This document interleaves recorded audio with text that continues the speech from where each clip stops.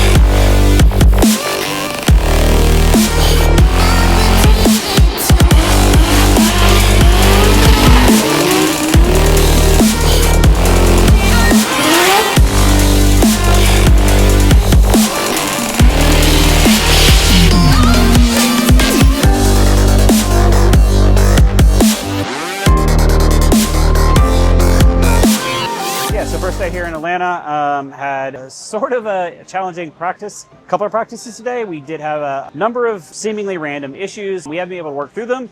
And the biggest thing that helped us work through them was our ECU Master's equipment and the data we can collect. He actually got very aggressive on his throttle pedal and wound up somehow bending his throttle pedal and going around the stop and overextending it. And what actually wound up happening is the throttle went into limp mode on track on him and came back, pulled the USB stick. He was still in the car getting ready. Because I was able to get that out, go through the data, we were able to look through it and see that the pedal did in fact go into safety mode. So that was our problem. So we knew where to narrow down, where to diagnose it from. While we were looking at it, what we actually noticed is that it tripped a max voltage threshold, which means the pedal went too far. So we were made to say, look at it and see why the pedal went too far, and we could actually see the marks and notice something we never would have found unless we knew specifically where to look. So within a couple minutes, we're able to see that, hey, the pedal stop is moved. We're able to get everything back in line, get him back out on track, make more laps, be able to get him comfortable in the car, get him seat time. More importantly, make sure the car is working and be able to look at that so we can set all of our parameters to make sure that not only is it safe and still reliable and it's not going to go wide open throttle on him, but we also have enough room that we're not going to hit these safety limits anymore and make sure we can fix everything and keep him on track. The car works when it works. We actually had a very good setup this round yesterday. Started off really good, pushed hard in practice. It was still early, so I guess everyone was still trying to figure out stuff and figure out the changes that FD has done to the line. We pushed hard. None of the runs I had was like phenomenal by any means, but we started off better than we used to because I'm more like going slowly in the right direction and like go harder and harder and harder. I was quite happy. Unfortunately, by the end of session 1 of practice, we had a battery die on us, so I had to swap that out. With that being said, when we got into session 2, we had some pedal failure where the pedal slipped over the pedal stopper, which then meant that the throttle body goes over the 100% and then makes the car go into a safety. Fixed that, got back out in line, was just gonna do a quick test to see that everything was still smooth. So I revved the car up to the rev limiter and we shattered the alternator belts. Didn't have an extra belt for that pulley because we tried to get some more power out of the alternator. So I had to change the pulley to a bigger pulley to go back to what we had. Got it on, but then we were running out of time for practice. So I think we only clocked in like 6 practice laps. Yeah, just wish we had more practice. We were starting to feel good, and then suddenly we had a lot of problems with the car, which is unfortunate. But it's racing. At this moment, I kind of just hope it's going to be pouring rain tomorrow, because then no one has a big advantage on me of clocking in their 12 laps.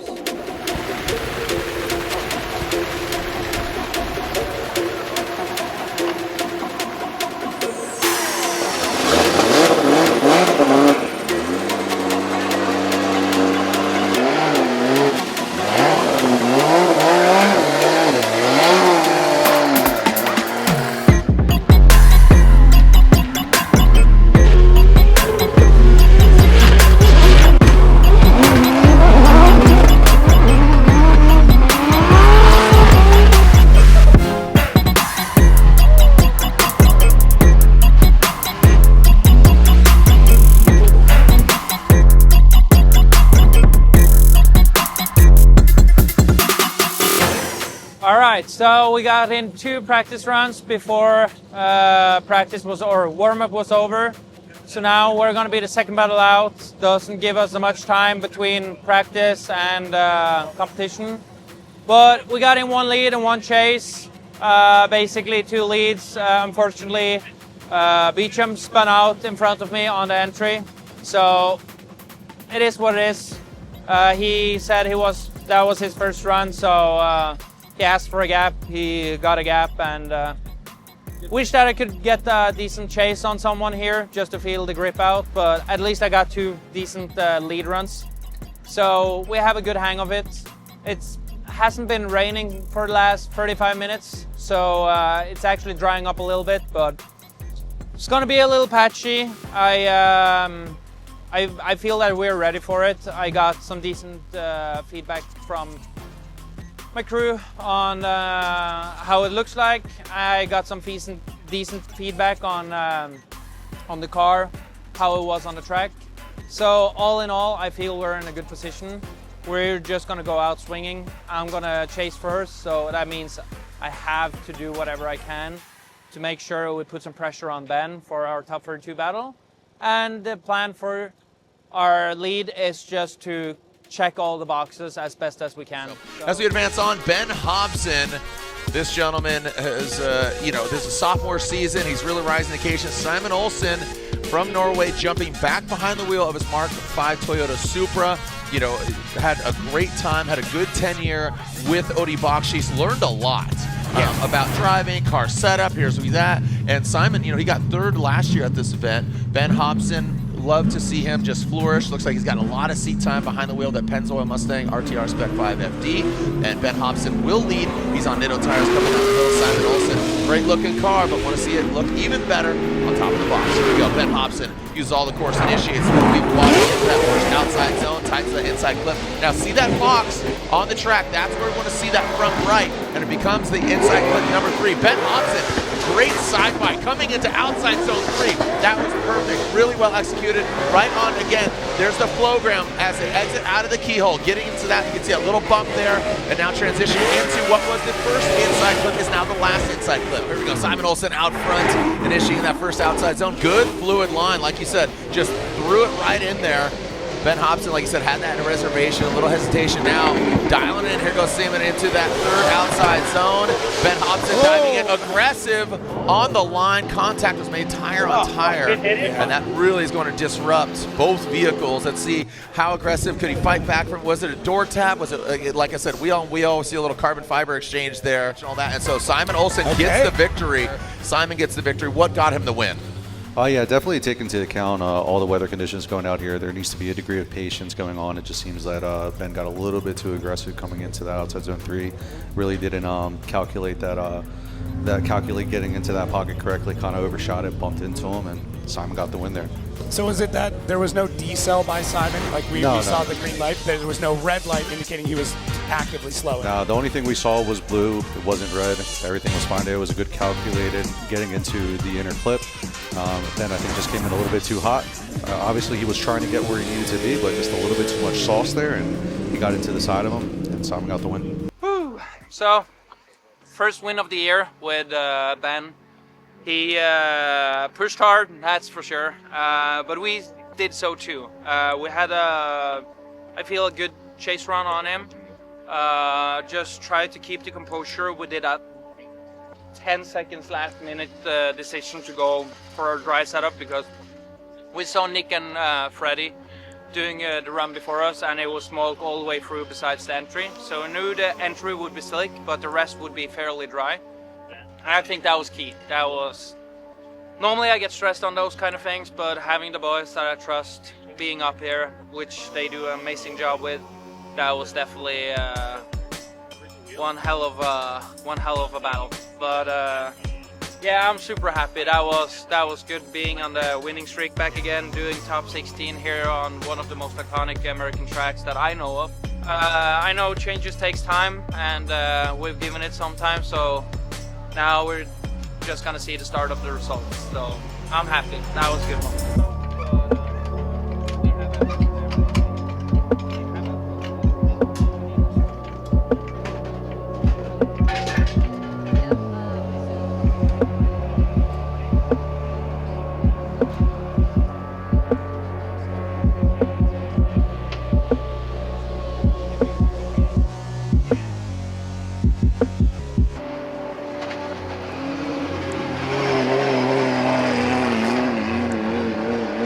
It's going to be an all-Norway battle for our first battle in top 16. He's behind the wheel of his trusty Kenda tires. Mark V Toyota Supra. It is Simon Olsen. And here goes Fredric Aasbo, Simon Olsen. Fredric Aasbo will lead. Simon Olsen giving chase. Here we go. See how shiny. Look at the lights reflecting off of the surface. And Simon Olsen, he backwards entry, but not the one you're looking for. Fredric Aasbo holds on to it. He skids his way into that first inside clip and now crawls his way up into outside zone 2, approaching outside zone 3. He fills all of it.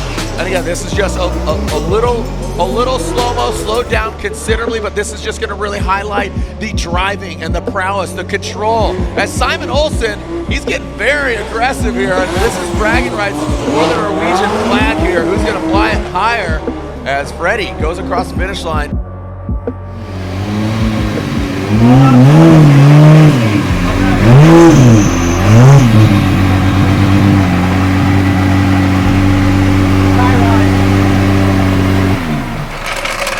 Alright, so this is a no fault 3-5. It's your courtesy 5. Don't touch anything. 17.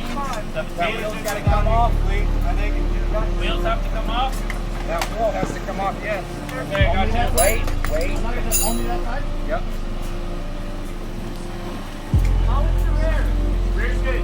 Press smart side move. Rear's good. Ready. Good? All right.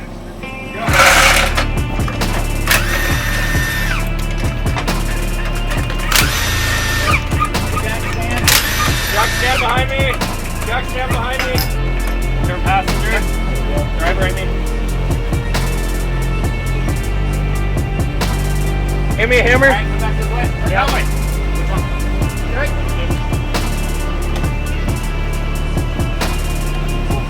Got it right here.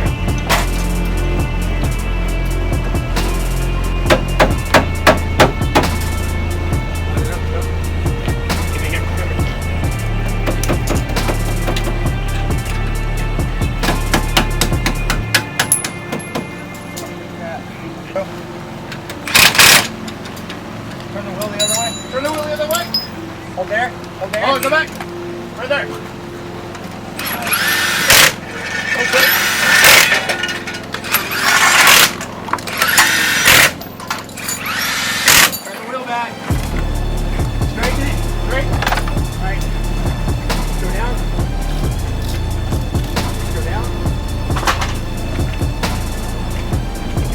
Break. Break. Hammer.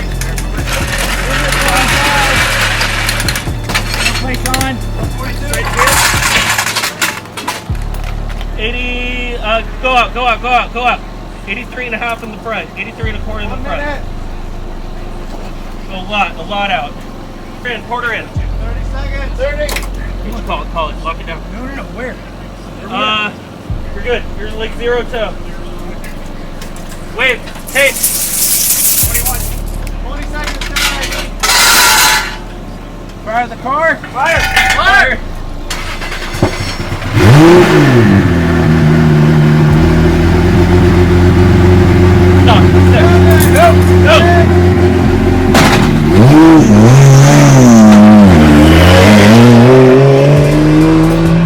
All right, Simon out front in actually both these guys, both Norwegian, both in Mark V Supras.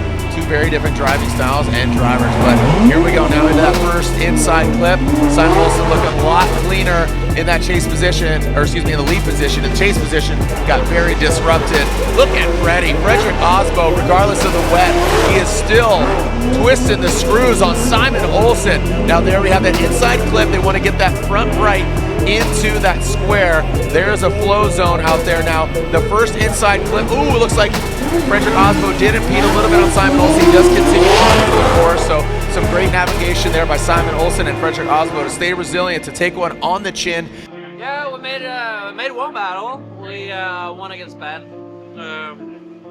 Had Aasbo in top 16, and it started pouring like I wanted it to be, but the weather conditions was a little too tough. Pulled on too much angle going into out of one on entry, and I just couldn't catch it. So tried to scrub speed with the angle, and I guess it was too much. So did a sick backwards entry though, catched it and all of that. But yeah, in competition drifting, backwards entry, it's cool, but it's not great because you're being gapped. So I had to play catch up. I knew I made a big mistake right there, so I knew I just had to do whatever I could to try and get into Freddy's head and just bump his door a little bit or something, like disruption or whatever I could do to apply some pressure. Did that, bent the tie rod and everything, so but it's hard to get into his head for sure. So we got the 5 minutes given since we both finished the run.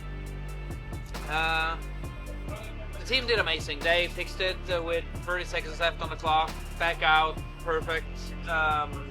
We had some bent rear end on the right as well, but it wasn't time enough to do that, so we focused on getting the steering correct. Worst case, the only thing it would do was gonna help us to give some or get some more grip. Yeah, in my lead, still too many mistakes. The entry was super cool, all of that, but going back down the hill, right before the last transition over the finish line, it's just gripped up. Like it was no grip whatsoever, and then suddenly all of the grip in the wall. So I gained a lot of traction, which I was not prepared for to being that big. So the car kind of bugged down on me. Still, I should be a little bit more aware of that at that time. So it kind of bugged down, straighten up, and I had to kind of reinitiate or clutch kick it back out, and that was all she wrote. Aasbo did a better job keeping his composure. He did some mistake him too, but not as many as I did, so he got the win. The only good positive thing about that is he got to buy or pay for the boat that we're gonna rent this week.